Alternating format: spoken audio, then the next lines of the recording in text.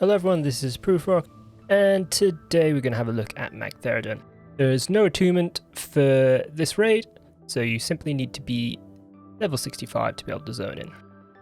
The trash at the start here is not too challenging. They come in packs of 3. They will spam Shadow Bolt volleys, and these will need to be kicked. Make sure you move around the outside of the zone here and clear up all of these trash packs, because they will aggro when you fight the boss. Moving on to Magtheridon himself. At the start of the fight, there will be 5 Hellfire Channelers. They will all be standing next to cubes, and these will become important later on in the fight. Make sure you put raid markers on all of these mobs, and that way when you need to assign raiders to clicking the cubes in the future, you can have an easier way of pointing people towards which cube they are responsible for. When you hit any of the Hellfire Channelers, the rest of them will all aggro, and you will need to assign tanks to all 5 of them. The Channelers will also spam Shadow Bolt volleys, and again these will need to be kicked, and you should assign people to take care of this. In addition, they will be healing themselves, and again the Dark Mending ability they cast is also kickable. Also, the Channelers will summon Abyssals that have a fire damage aura around them and will melee for a substantial amount. These will need to be either feared, banished, or tanked. As each Hellfire Channeler dies, a stacking buff will be placed on each of the remaining Channelers, meaning that the last mob that is still alive will deal substantially more damage.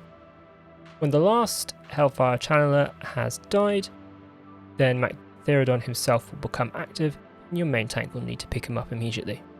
Magtheridon himself has a frontal physical cleave, so it's important to only do damage to him from the sides and the back.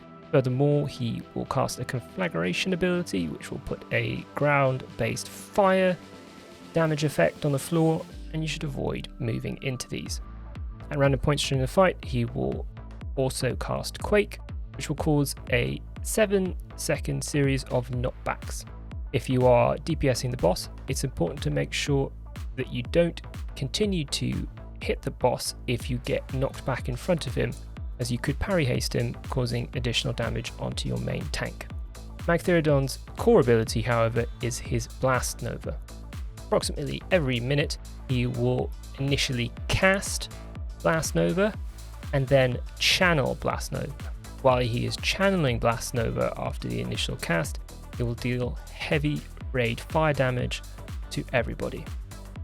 However, if 5 members of your raid team each individually click a cube during the channel part of Blast Nova, this will prevent any damage being inflicted to your raid.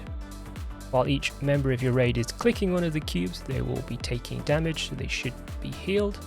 And also, after they have clicked a cube, they will not be able to click another cube for a minute and a half. Therefore, you need a rotation of a minimum of 3 people assigned to each cube. It's important that you do not start clicking during the cast of Blast Nova, but only during the channeled phase. Finally, at 30%, Magtheridon will collapse the roof in, and everyone will take heavy physical damage. It's a good idea to pause your DPS before 30% so that you do not have an overlapping Blast Nova with the roof collapse. During the roof collapse, this is a good time for any of your classes that become damage immune, such as Paladins with Divine Shield and Mages with Ice Block, to try and avoid some of the raid damage. Otherwise, this is another good spot for your raid to use their health stones.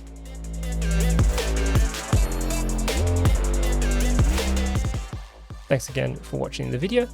I hope to see you in the next one.